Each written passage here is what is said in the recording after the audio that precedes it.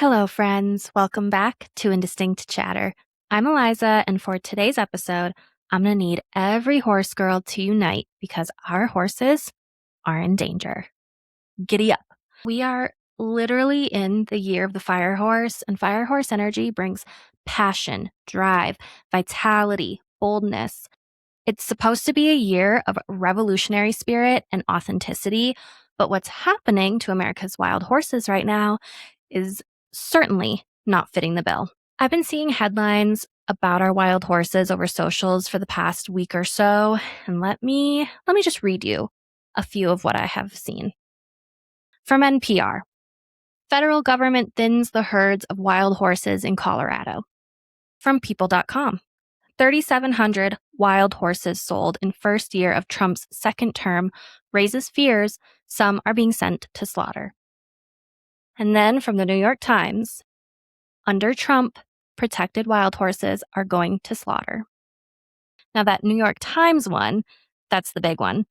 They're the ones who went into investigation mode that led to all of the other headlines. They followed the money, the horses, the paper trail, all that good stuff. I'll come back to that in a second because there's more to that story than the headline tells you. But first, let's do a little history lesson about our wild horses because up until recently, I didn't really think much into it. They've always just been there and that was kind of that. But I learned something new, so I wanted to share it with you. First, I don't remember where I heard this or if I learned it or if it was just what people were saying, but I was always under the impression that our horses came from Europe. Well, guess what? Horses actually did originate from North America. They're not exactly the horses we have now, but I mean, technically, they're from here. Over 50 million years ago, during the Eocene epoch, a small multi-toed forest animal evolved right here on this continent. The creature looked nothing like the horses we know today, though. Instead, think of like a whippet, those fast little skinny dogs, or maybe just imagine a fox or just a fox-sized animal. They stood roughly 10 to 18 inches at the shoulder, roughly around a foot tall, just cutie little cuties. Not exactly a stallion, right? But they're cute. And then over millions of years, these horses adapted. As their world changed from thick forests to open grasslands, their bodies shifted to fit new challenges.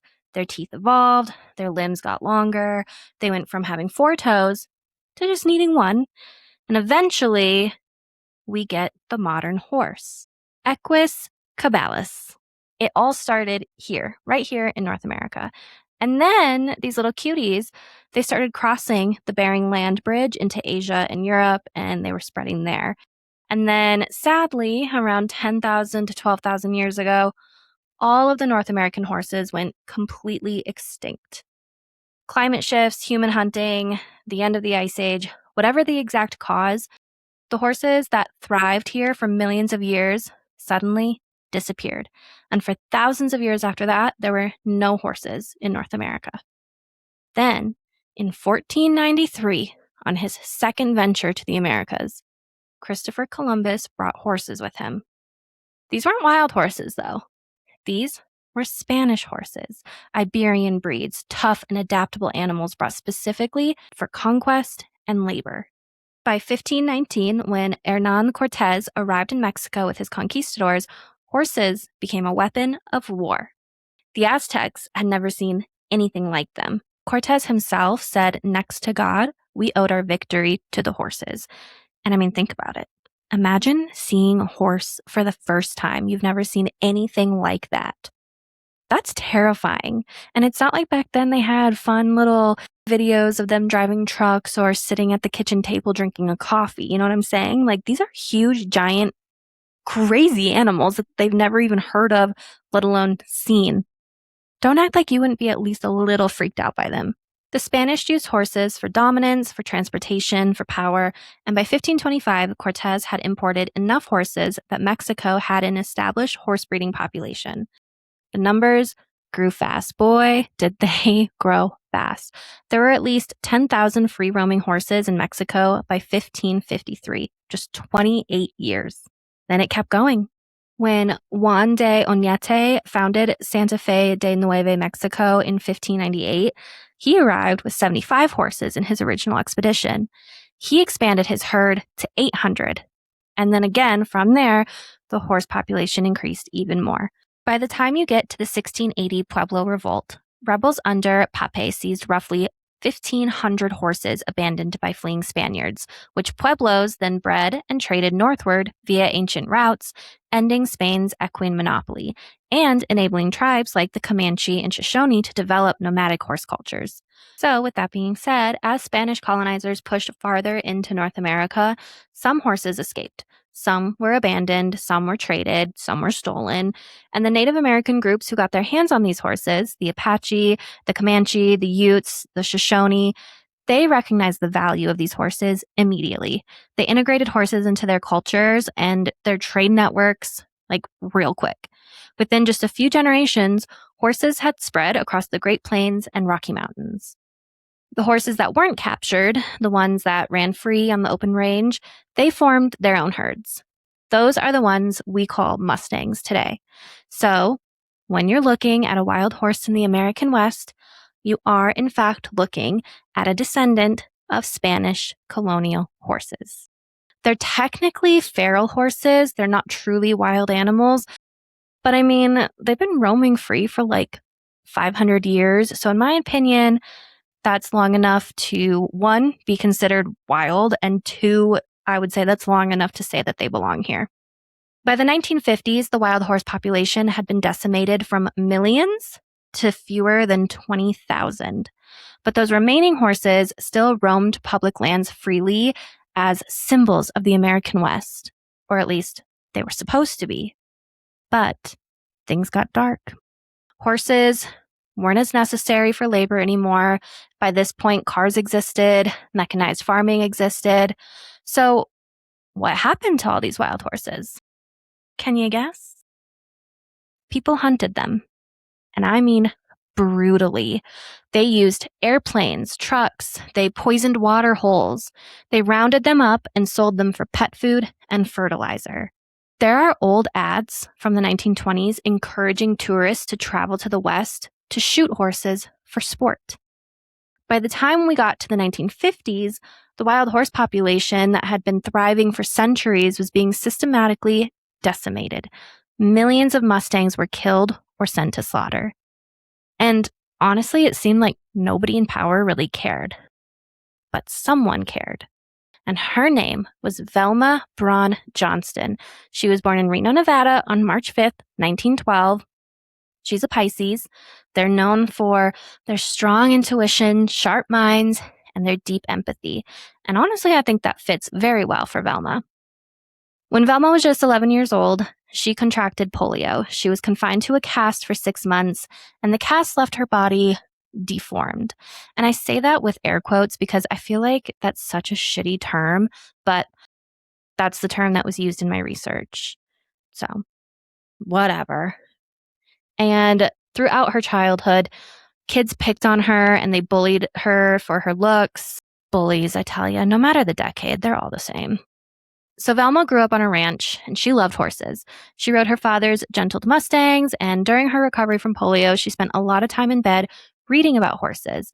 And therefore, they kind of just like helped her get better. So while other kids were taunting her, she was bonding with animals who, honestly, animals don't care what you look like.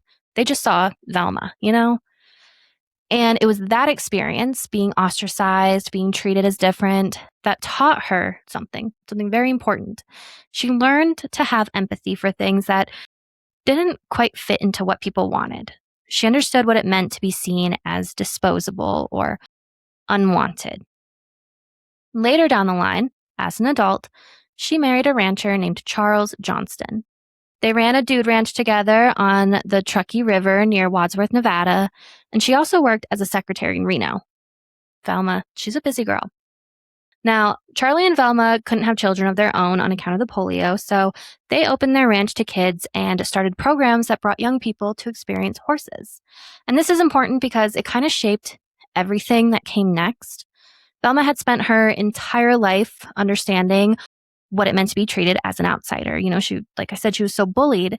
And so she had this gift for connecting with people. I mean, if you look her up, you'll see it. Like just looking at photos of her, she looks so friendly. She looks so welcoming. She looks like somebody you know. She has kind eyes. She gives trustworthy vibes. Like, I personally don't understand the bullying because all I see in these photos are a woman who cares deeply. And I don't think she looks disfigured in any way. Like, I don't understand what a lot of these articles were saying, but whatever. People's egos back then, I guess. I don't know. They all thought they were models, whatever. I think she's a lovely woman. I'm moving on. Then one ordinary morning in 1950, Velma's gift of empathy and understanding what it meant to be treated as an outsider was about to change her life. And not just her own life, a lot of lives. So, as Velma left her ranch to drive to work outside Reno, she saw something that, quite honestly, just chilled her to her bones. There was blood dripping out of a horse trailer, and not just like a little bit, but enough that she noticed and enough that it caught her eyes. The trailer pulled in front of her on the road. It was enough blood that she was horrified by it. And she was so horrified that her first instinct was to warn the driver. Maybe he didn't know his cargo was damaged. Maybe the animals were injured or suffering. So she followed the trailer. And wouldn't you know, it pulls into a slaughterhouse on the Nevada-California border. When Velma looked inside, she found a trio of terrified, badly injured wild horses crammed in together in this tiny little trailer. They were brutally captured. They were mangled. One young colt was even being trampled to death by the others amongst all the panic and like the confined space. It was devastating.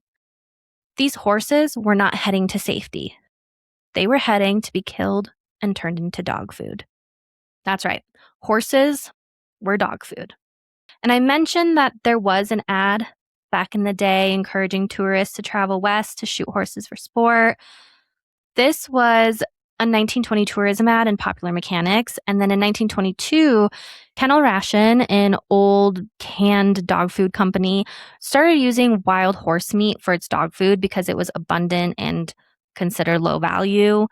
During the next 2 decades, nearly 2 million Mustangs went to slaughterhouses where their meat became dog chow and their hides were used for making baseballs. So by the 1950s, you have this established market. Mustangers, or bounty hunters, would round up wild horses and sell them to slaughterhouses. The meat went to pet food companies. The hides went to manufacturers. It was profitable. It was normalized. And it was happening to thousands of horses every year. So in that moment, that single encounter with a truck full of bleeding horses, Velma decided she was going to stop this, not just for those 3 horses, but for every wild horse in America. So let me walk you through those next 27 years. That's right. She worked hard for 27 years. Velma did what is honestly best in my opinion. She started where she was. She started locally. She and Charlie began a kitchen campaign. They wrote letters at home. They reached out to schools and asked if teachers would have their students write to Congress. She became a public speaker and she was quite good at it. She was charming, but still very commanding.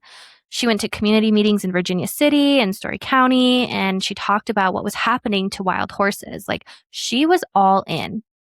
In 1952, after 3 years of organizing, she earned her nickname.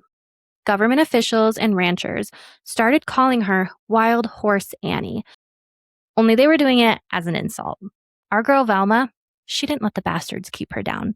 Instead, she adopted the nickname. And honestly, I think it's a great name. I've been called much worse. Over time, she escalated her strategy.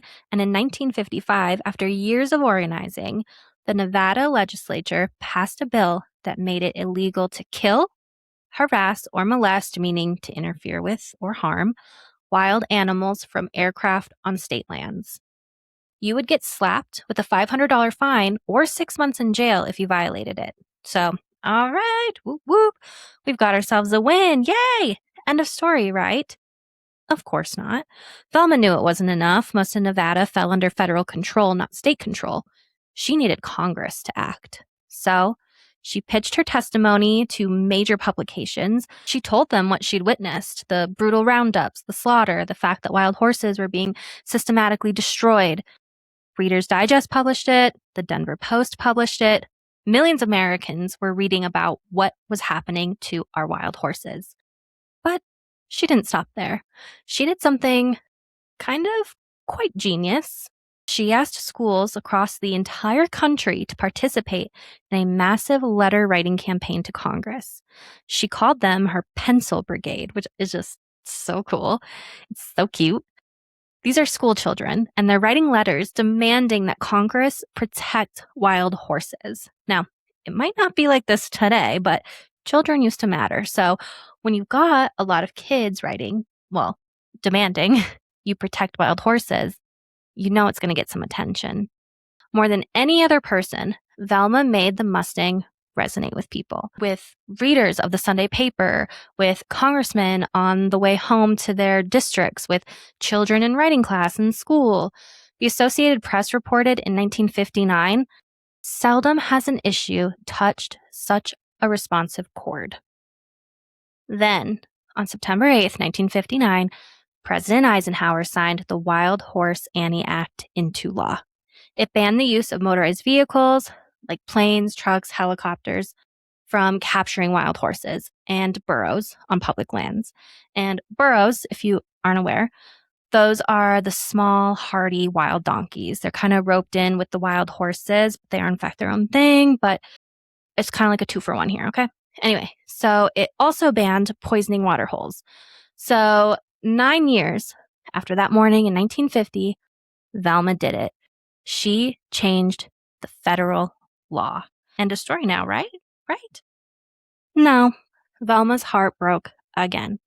Ranchers figured out ways around the law. They mingled their own horses with wild horses and claimed them all as their own. They set traps that drew wild horses in under the cover of the night, real shady shit. And they did this because there was an exception left in the first federal law, the one that allowed for humane kills when populations grew too large. And that exception became a loophole. So wild horse captures resumed. Velma realized the 1959 law wasn't strong enough. She needed federal protection with no room for workarounds. So back to it she went. The next 12 years were brutal. She went out onto the range with her husband, Charlie, documenting what was happening to wild horses in real time. She testified before Congress. She continued her letter writing campaigns. She faced opposition from powerful ranchers and politicians who wanted to keep doing what they'd always been doing. People love to do that. They love to say, well, this is just the way it's always been. And of course, they acted like her childhood bullies, and they mocked her looks the entire time. But she didn't stop. She kept fighting. And then on December 15th, 1971, President Richard Nixon signed the Wild Free-Roaming Horses and Burros Act. Congress passed it unanimously, not one single dissenting vote. Wah, wah, wah, wah. Hell yeah. This law declared that wild horses and burros are living symbols of the historic and pioneer spirit of the West, and it mandated that they be protected as an integral part of the natural system of the public lands. It created a framework for human management, like adoption programs, birth control via fertility vaccines, and roundups only when necessary to prevent starvation or land degradation. Velma Braun Johnston, a girl who was bullied for how she looked, who bonded with horses instead of people, who started a kitchen campaign with her husband and mobilized school children across America, she freaking did it. She had done it not through political connections or money or power. She did it through persistence, through organizing ordinary people, and by refusing to give up when people dismissed her cause. She's pretty inspirational, if you ask me. And she lived to see the 1971 Act pass, and she got to see her life's work become law. But on June 27, 1977, just 6 years after her greatest victory, Velma sadly lost her battle with cancer and passed away at just 65 years old. I mean, it's always the good ones. So, what does the law actually do, though? Well, here is what the 1971 Act created. It made it illegal for anyone to harass, brand, capture, or kill wild horses or burros on federal public lands. It declared them protected animals. It directed the Bureau of Land Management, or the BLM, to manage herd populations to maintain ecological balance, like making sure the animals don't starve and the land doesn't degrade, while also sharing space with wildlife and livestock. The original intent was pretty clear, if you ask me. These animals are ours. They're part of our heritage. We protect them. And I mentioned management a little bit ago. So, just like with other wildlife, if an animal doesn't have enough predators, we kind of, we step in to manage population in order to prevent starvation, diseases, overeating of food that other animals also need, all that stuff. So, management methods include roundups, which use helicopters to gather horses from overpopulated ranges, birth control via fertility vaccines to slow population growth. And they do this a lot of times with they'll shoot darts. And then adoption programs where captured horses can be placed into private care. Right now, there are roughly 73,000 wild horses roaming on federal public lands. The BLM is supposed to manage them. It's supposed to protect them. That's the law. That's what Velma fought for. But let's talk about what's actually happening. So, in the span of just 19 months from early 2025 through August 2026, the BLM sold 6,331 wild horses. If you know nothing about this whole situation, that number means nothing to you, but that's a lot. Some might even say unprecedented. That's not even just how many they've captured, that's just how many they've sold. And just to put it into perspective, so you know why selling 6,331 wild horses is kind of alarming, the agency's historic average is about 1,200 horses per year. So we're talking about selling more than 5 times that number in less than 2 years. And it gets worse. Of those 6,331 horses, 55.4% were aged 1 to 4 years old. These are the most highly adoptable prime age horses in the system. Healthy young horses that should have their whole lives ahead of them. So why the sudden spike? The government captures an average of about 9,500 wild horses per year. They find adopters for roughly half of them, and the rest of them end up in long-term holding facilities.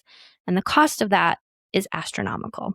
Plus, there are arguments on both sides of the fence about these long-term holding facilities. One argument is that these horses never have to go hungry, so that's good. But the other is that these are basically prisons for horses that are meant to be wild. Right now, approximately 58,000 wild horses are in government holding. They're in feedlots and pastures. Now, that's a lot of horses. The cost to warehouse these horses is about $100 million per year.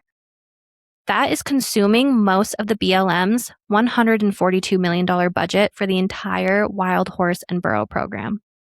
So, the agency that is supposed to protect wild horses is spending $100 million annually to keep them alive while they're held in captivity with $42 million left over for everything else, which might sound like a lot, but in government, it's not really that much. And that's kind of the whole situation the BLM found itself in at the beginning of 2025. Now, you may or may not know, math is like a foreign language to me, a foreign language that I don't really know. But here we go anyway. All right, let's break some things down real quick. So the government spends more than $3,000 to capture a Mustang and bring it to market. But they sell each one for as little as $25. Now, I'm not a money girl, but it's not really a great return. Meanwhile, a horse can get you up to $750 at a slaughter plant in Canada. You can do the math, right? Someone buys a horse for $25, ships it across the border, and sells it for $750. That's quite the profit. It's quite an incentive. However, the BLM has a program called the Sale Authority Program. It allows the agency to sell horses to buyers outside of the standard adoption process. The idea was to get horses into private hands without spending $1,000 per horse on adoption incentives. But what the BLM didn't do, or what it deliberately ignored, was adequately verifying where those horses were actually going. In March 2025, a federal court ended one of the BLM's main programs, the Adoption Incentive Program that paid adopters $1,000 per horse. So now suddenly the BLM needed to move horses out of government holding, and they needed to move them fast. A few weeks later, an Ohio livestock trader named Brandon Jones had his application to the BLM approved. Jones was approved to buy nearly 500 wild horses. And guess what? Here's what you need to know about Brandon Jones. He had no established connection to the wild horse world.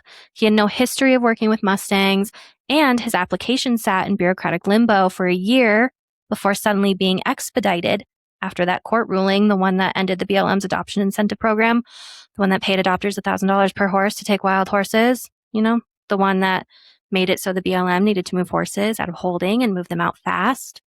That one. And get this. The veterinarian he listed on his application worked at a practice just an hour away from his land. Sounds good, right? But the ding, ding, ding here, the red flag, is that the practice's website says it treated only small animals. Last I checked, horses weren't really small animals. And if that's not sketchy enough, 2 months before his application was approved, Jones had been cited for violating the Federal Packers and Stockyards Act. The Federal Packers and Stockyards Act is a federal law governing livestock handling. He violated it by failing to pay on time for livestock purchases. He failed to keep records, and he issued bad checks. Basically, financial irresponsibility and non-compliance with livestock handling regulations. But the BLM approved him anyway. They needed to move those horses. Then the New York Times, working with advocacy groups like American Wild Horse Conservation and Skydog Sanctuary, tracked what happened to horses sold to Brandon Jones. These horses were purchased from the BLM for $25 each. They were shipped to Jones Corral. Then, according to the Times reporting, a day later, 2 double-decker cattle trucks pulled up at midnight, loaded the Mustangs, and quickly drove off into the night. From there, the Mustangs disappeared. They were exported to Canada. The United States had banned horse slaughter back in 2007, but here's the loophole. Horses don't need to be slaughtered in America if they can be shipped across the border. And according to livestock inspection records, Mustangs sold by the government were sent to slaughterhouses in Canada.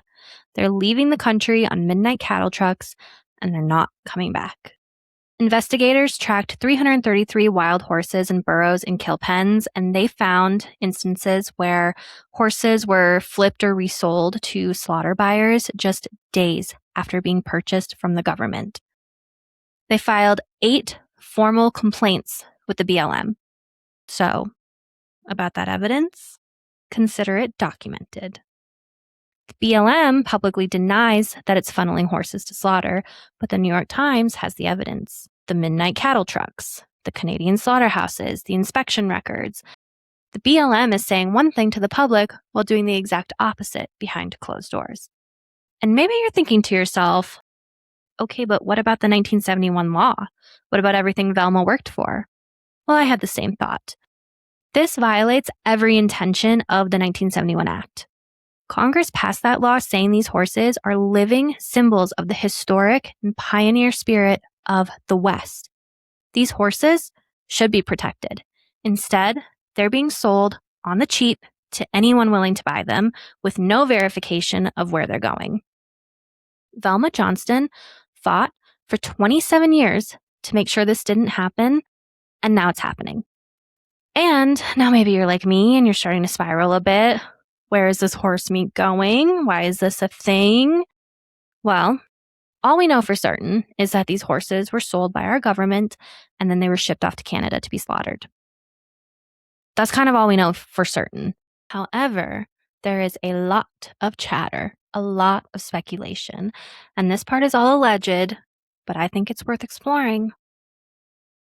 Some people are saying Trump orchestrated this specifically to solve a beef crisis. Others say he's doing it to appease the livestock lobby. Now, here's what we know to be true. First, yes, there is a beef crisis right now. The U.S. cattle herd is at a 75-year low, 86.2 million head, down from 94.7 million in 2019. And I hate that I just said head. It reminds me of that damn book where humans were called head. Anyway, ground beef prices hit $6.69 a pound in December of last year. That's up 72% since 2020. So this is very real, and it's driven by drought and also by a Mexican border closure due to screwworm that cut off 1.2 million head of annual cattle imports. I got to figure out something better to say than that. Head? Cows? I don't know. But I've got more math for you. Yay, we love math! Woo! The US has 86 million cattle. The BLM sold 6,331 wild horses in 2025. That's a ratio of about 13,600 cattle to every one wild horse. Horse meat would be completely negligible to a beef crisis. It wouldn't really move the needle, at all. So while there is a beef crisis, using it as justification for the wild horse sales doesn't really make sense. It's more likely the livestock lobby is using the crisis as political cover for an agenda that they've had for years, freeing up grazing land and reducing the BLM's management costs, blah, blah, blah, blah, blah. And Trump's administration did propose removing the 2007 congressional prohibition against slaughter. And then the sales spike did happen under his watch. I'm not saying anything other than that's kind of interesting. The livestock industry has been lobbying for this for years. But the original problem, the $100 million annual cost of holding 58,000 horses, that's been a crisis since at least 2008, which is before Trump's current term. So, is Trump behind this? I mean, you know how I feel about the guy, but I'll be fair based on the information that I know right now. First, he did enable it, but the BLM created the loophole and the financial crisis created the incentive to exploit it. So, as far as what we know right now, that's that. Now, as investigations continue, the answer to that question of whether he's behind it or not, that might change. But moving on, why should you care? Maybe you're wondering that. Especially if you don't live in the West, or maybe you don't even really like horses. I don't know. Well, there's a lot more at stake than you think. Wild horses are not just these beautiful symbols. They're not just pretty things to look at. They actually do real measurable things for our landscape and for our economy. Wild horses dig wells, literally. That's not some poetic thing. They use their hooves to access groundwater. Scientists have documented wells that go up to 6 feet deep. In arid desert environments where water is precious and scarce, these horse-dug wells sometimes provide the only available water source for miles during hot, dry summers. When researchers studied these wells, they found 57 different animal species coming to drink from them. 57. These wells aren't just survival spots for horses, they're oases that support entire ecosystems. These wells increase accessible surface water density by up to 14-fold in some areas. So imagine an area that had one water hole. Now imagine it had 14. That's an entire network of water sources where there used to be almost none. And that's what horses created just by digging with their hooves. The wells serve as nurseries for riparian trees like willows and cottonwoods. These trees germinate at the water source and establish themselves. Horses are literally reshaping the landscape, creating microhabitats and building resilience into these ecosystems. Horses also spread seeds through their manure across wide areas as they roam. They trample vegetation and they create trails that can serve as fire breaks in fire-prone regions. Scientists actually call this ecosystem engineering. So wild horses aren't just living in their environment. They're not just dilly-daddling along.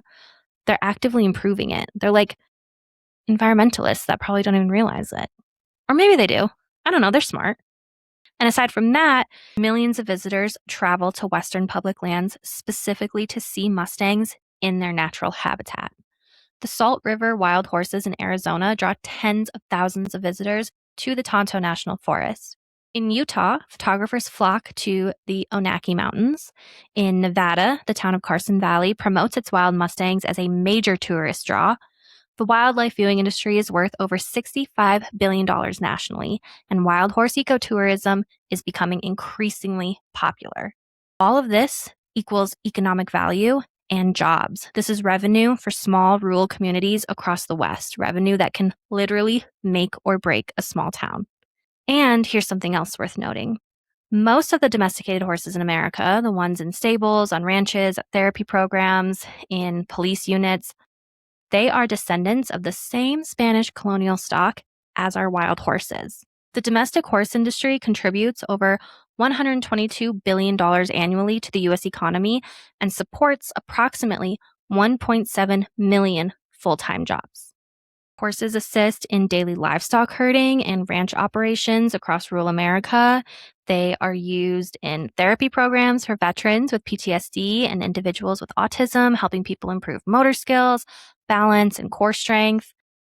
Mounted police units navigate dense urban crowds more effectively than they do if they were in vehicles.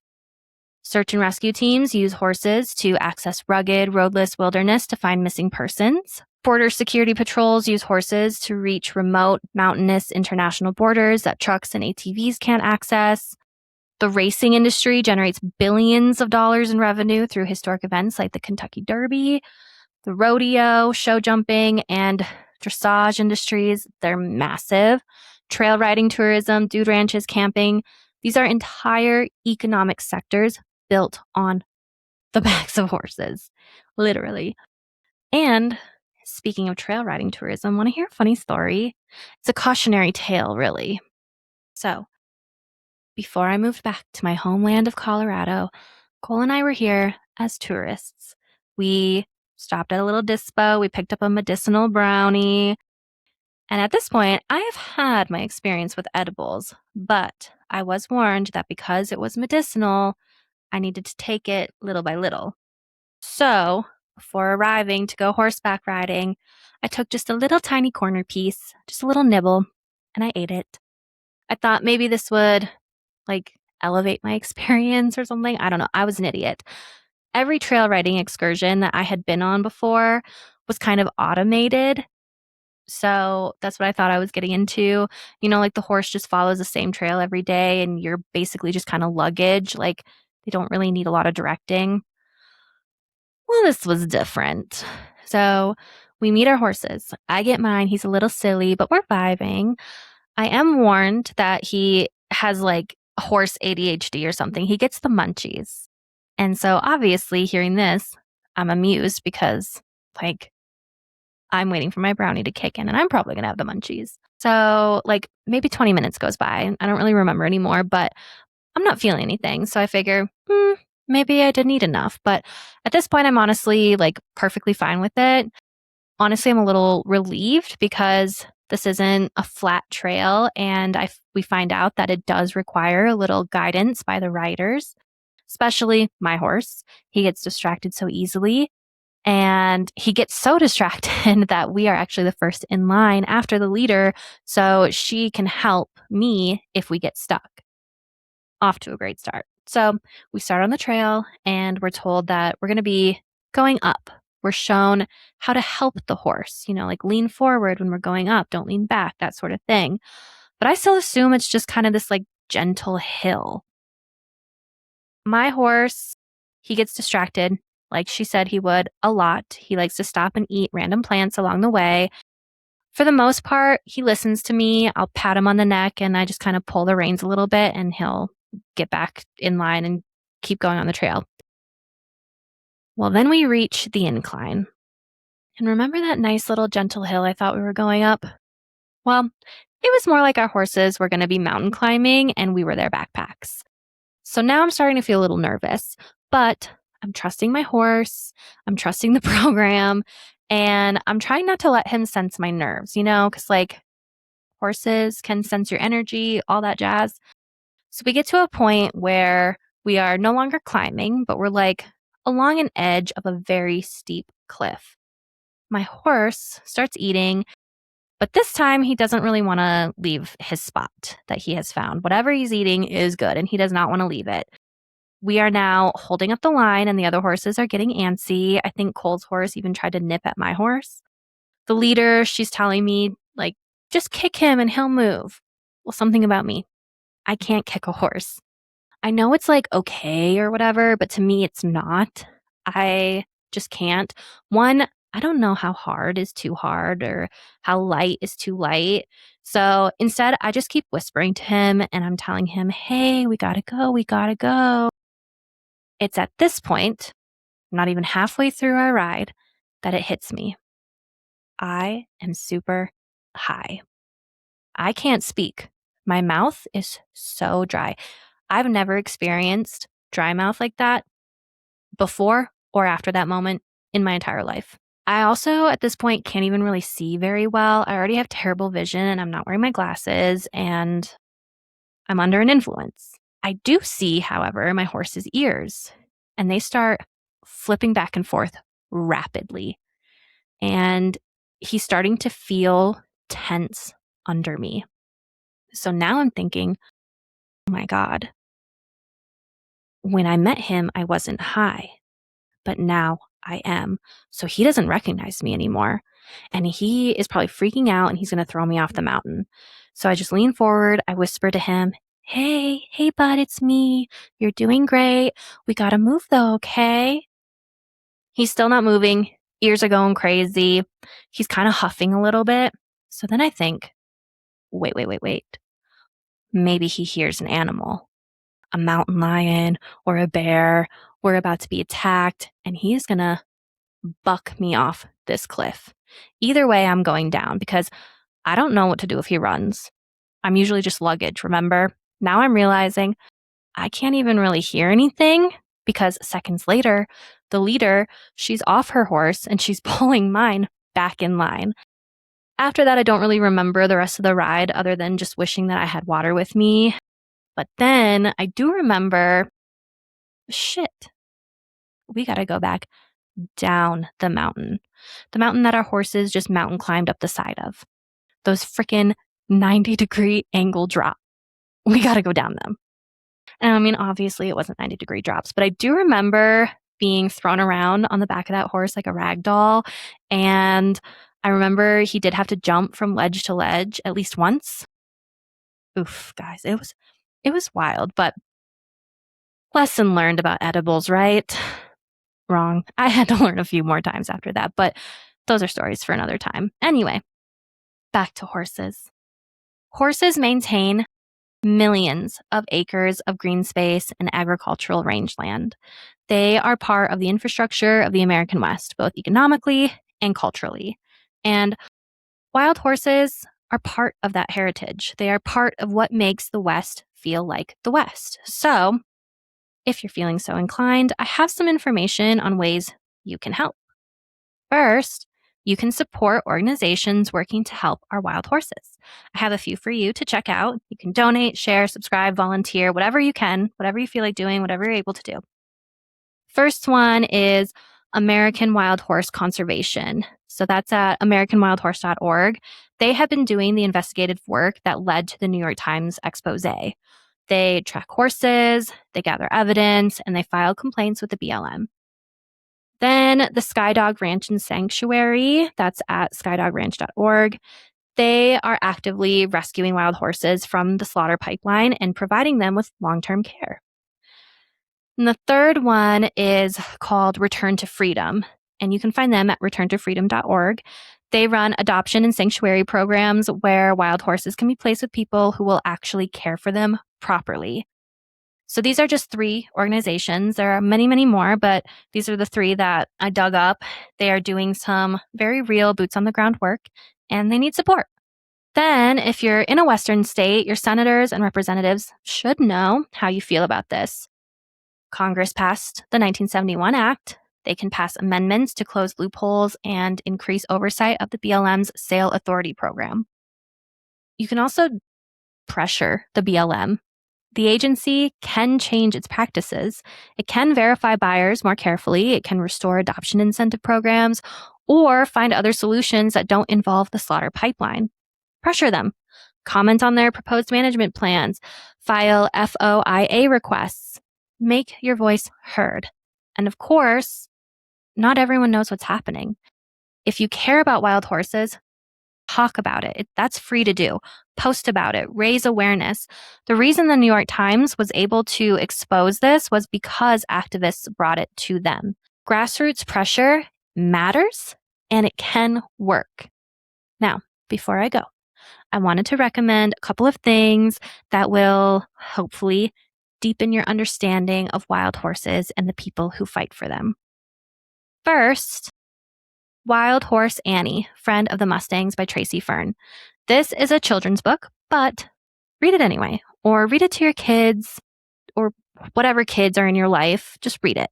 It tells Velma's story in a way that's accessible and also very inspiring. It shows kids that ordinary people can change the world. I feel like you can't go wrong with a story like that. Plus, it's based on a real person. Even better.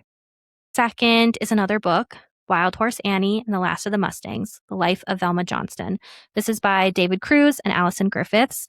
It is a comprehensive biography that follows Velma from her childhood all the way through her dangerous vigilante-style missions to document roundups, and then through the innovative grassroots campaigns that changed federal law. And if you want the full story of her life and the fights she won and lost, this is the book for you to read and learn. Lastly, a solid movie recommendation. Spirit, Stallion of the Cimarron. This is a DreamWorks animated film from 2002. It's a banger. It is about a wild Mustang in the American West who refuses to be captured or tamed. It's beautiful. It's emotional. It's a great story about freedom and resilience. It's also just in general, just a really good movie. Watch it. Let it remind you why wild horses matter. And there you have it, friends. That's all I have for you today. We learned a lot. We learned that horses evolved here in North America 50 million years ago. Then they went extinct. Then they came back with Spanish conquistadors. They became iconic symbols of the American West. We learned that one very brave and passionate woman fought to protect them. Congress passed a law because of her. And now we have learned that law is being circumvented through bureaucratic loopholes and financial incentives that prioritize budget management over animal welfare. Like I mentioned at the top of the episode, we are in the year of the fire horse, a year of authenticity and revolutionary spirit. And what's happening to our wild horses? Deception, bureaucratic workarounds, government agencies publicly denying what they're doing behind closed doors. This is honestly an age-old story about systems of power. I mean, we learned how good intentions can be undermined by practical constraints. We learned about why grassroots activism and investigative journalism still matters. Honestly, without activists in the New York Times, we probably wouldn't even know what was going on with our horses right now. At least, maybe not on this level. If you're not in the horse world, you know what I'm saying? Wild horses deserve to roam free, or at the very least, they deserve to roam free on the lands that Congress designated for them. They deserve protection, not slaughter, and we deserve to know the truth about what our government is doing with our public lands and the animals that live on them. If you care about wild horses, please consider reaching out to your representatives. Support the organizations fighting to protect them. Share this episode, share Velma's story, share the history. And the next time you see a wild horse, whether it's in person or online or in a documentary, a movie, wherever, remember that it's not just a beautiful thing to look at. It is an ecosystem engineer. It's part of our heritage. And right now, it needs protection. The horses need our help. And now, that's all I have for you today. Thank you for listening. Don't forget to follow the show on Instagram at indistinct.pod, or you can find me at Eliza Hollister. Please DM me with your thoughts, questions, topic suggestions. Please also consider rating, reviewing, subscribing wherever you're listening. It means a lot. We will chat next week. Love ya. Love you. Bye.